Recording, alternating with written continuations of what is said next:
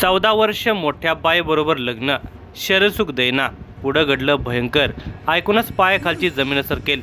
अनैतिक संबंधाचा शेवट हा वाईटच होतो हे आपण रोज वर्तमानपत्रामध्ये पाहत असतो किंवा वाचत असतो. बऱ्याचदा लोकांना या गोष्टीची माहिती असूनही लोक वयाचा कोणताही विचार न करता फेसबुक, व्हॉट्सॲप, इंस्टाग्रामच्या माध्यमातून प्रेमामध्ये पडतात. थोडे दिवस ते दोघे एकमेकांच्या सहवासामध्ये राहतात. त्यानंतर किरकोळ कारणावरून जरी वादविवाद झाला की त्यातून खुनासारख्या घटना घडतात. अशीच एक घटना नुकतीच दिनांक 2 एप्रिल 2026 रोजी देवाची आळंदी पोलीस स्टेशनच्या हद्दीमध्ये घडली. एका 50 वर्षे वय असलेल्या महिलेची एका 30 वर्षीय तरुणाशी फेसबुकवरून ओळख झाली. त्यांनी लग्नही केले, पण नंतर मात्र तो तिला सोडून गेला. पुन्हा तिच्याकडे येतो म्हणू लागला. तेव्हा तिने काही अटी घातल्या. याचा राग आल्याने त्याने तिची 6 वर्षाची नात आणि नातीला सांभाळणाऱ्या 70 वर्षीय महिलेचा खून केला. त्या दोघांच्या भांडणामध्ये निष्पाप चिमुकली आणि एका वृद्धेचा बळी गेला. या धक्कादायक घटनेचा सविस्तर वृत्तांत पुढे पाहण्याअगोदर जर तुम्ही या चॅनेलवर जर नवीन असाल तर प्लीज आपल्या ह्या मराठी चॅनेलला नक्की सबस्क्राईब करा. संगीता दत्तात्रय केदारे, वय वर्ष 44, या देवाची आळंदी जवळील ठाकर वस्ती, मुक्ताई सुपर मार्केट, हनुमानवाडी, केळगाव, तालुका खेड, जिल्हा पुणे येथे राहत होत्या. तसेच त्या इंद्रायणी हॉस्पिटल, केळगाव येथे नोकरी करत होत्या.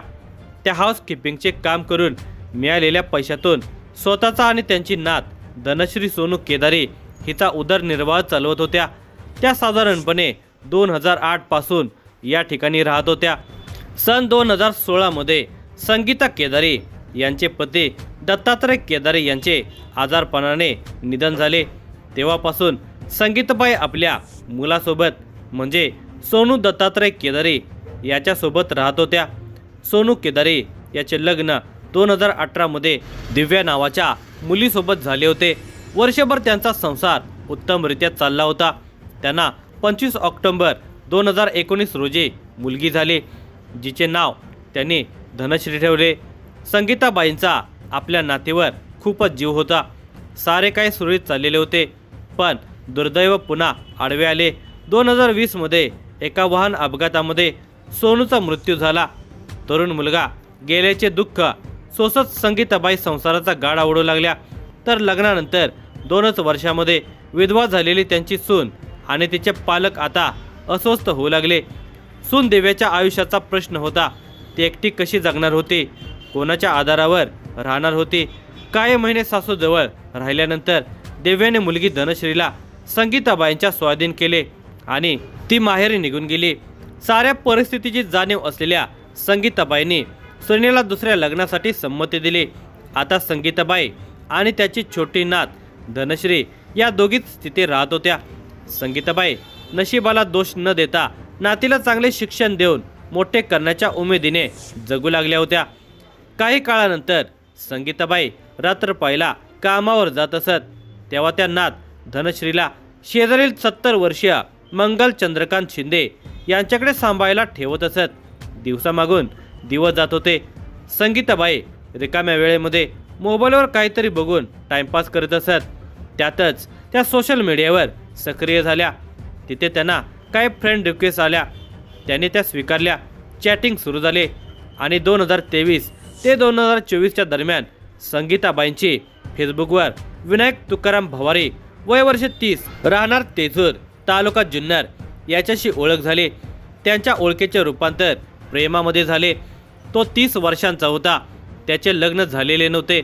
संगीताबाईंशी गप्पा मारता मारता त्याने जवळीक निर्माण केली. गोड बोलून त्यांचे मन जिंकले. त्याला पत्नी नव्हती, तसेच संगीताबाईही एकट्या होत्या.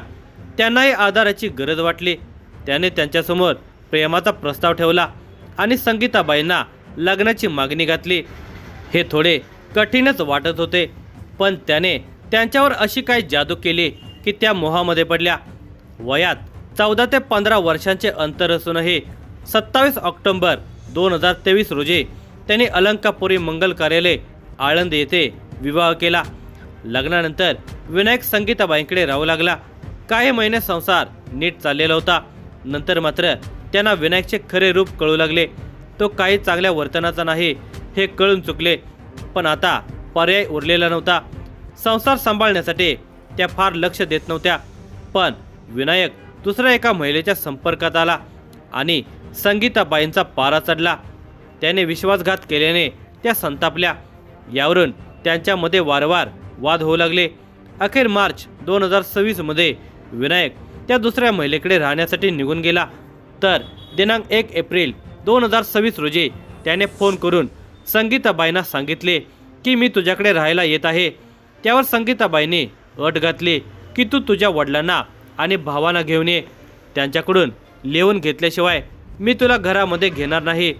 त्यांच्या या बोलण्याचा विनायकला प्रचंड राग आला. त्याला हा अपमान वाटला. पण तो सोडून गेल्याने चिडलेल्या संगीताबाई त्याला पुन्हा घरात घेण्यास तयार नव्हत्या. त्याने वडील आणि भावांना आणले तरच त्याला घरात घेणार असे त्यांचे मत होते. हेच वादाचे कारण बनले. दिनांक 1 एप्रिलच्या रात्री संगीताबाई नेहमीप्रमाणे कामावर गेल्या. त्यावेळी जाताना लहान नातीला शेजारील मंगल शिंदे यांच्याकडे झोपायला सांगितले. दरम्यान रात्री विनायक तिथे पोहोचला तेव्हा संगीताबाई घरी नसल्याचे पाहून त्याचा राग अनावर झाला. त्याला माहिती होते की संगीताबाईची नात मंगल शिंदे यांच्याकडे असते. त्याला वाटत होते की ही 70 वर्षांची मंगलच संगीताबाईला आपल्या विरोधामध्ये काही ना काही सांगते. तिच्यामुळेच संगीताबाई आपल्यापासून दूर राहते. त्यामुळे मंगलास अद्दल घडवायला पाहिजे या विचाराने त्याने झोपलेल्या मंगल शिंदे आणि धनश्री या दोघींच्यावर शस्त्राने हल्ला केला. खरे तर त्या दोघींचा या प्रकरणाशी काहीच संबंध नव्हता. या दोघांच्या वादातही त्या दोघींचा काही सहभाग वा हस्तक्षेप नव्हता. पण राग अनावर झालेल्या नीच विनायकने एका वृद्ध महिलेवर आणि छोट्या मुलीवर सपासप वार केले. त्या दोघींची हत्या करून तो तिथून पसार झाला. दुसऱ्या दिवशी सकाळी संगीताबाई घरी आल्यावर त्यांना दोघींचे मृतदेह रक्ताच्या थराळ्यामध्ये पडलेले दिसले. त्यांच्या ओरडण्याने लोक जमा झाले आणि पोलीस ठाण्याला माहिती देण्यात आली. काही वेळातच पोलीस घटनास्थळी दाखल झाले. पोलिसांनी तपास सुरू केला. पोलीस आयुक्त विनयकुमार चौबे यांच्या मार्गदर्शनाखाली गुन्हे शाखेच्या युनिट 3ने तांत्रिक विश्लेषण करून विनायक भवारीला पुणे नाशिक रोडवरील समाधान हॉटेल परिसरामध्ये सापळा लावून अटक केली. त्याने गुन्ह्याची कबुली दिली असून पुढील तपास आळंदी पोलीस करत आहेत. या गुन्ह्याचा तपास पिंपरी चिंचवडचे पोलीस आयुक्त विनयकुमार चौबे, पोलीस सहआयुक्त डॉक्टर शशिकांत म्हावरकर, अप्पर पोलीस आयुक्त सारंग आव्हाड, पोलीस उपायुक्त गुन्हे डॉक्टर शिवाजी पवार व सहाय्यक पोलीस आयुक्त गुन्हे डॉक्टर विशाल हिरे यांच्या मार्गदर्शनाखाली गुन्हे शाखा युनिट 3चे वरिष्ठ पोलीस निरीक्षक संतोष कसबे आणि इतर सहकारी हे पुढील तपास करत आहेत.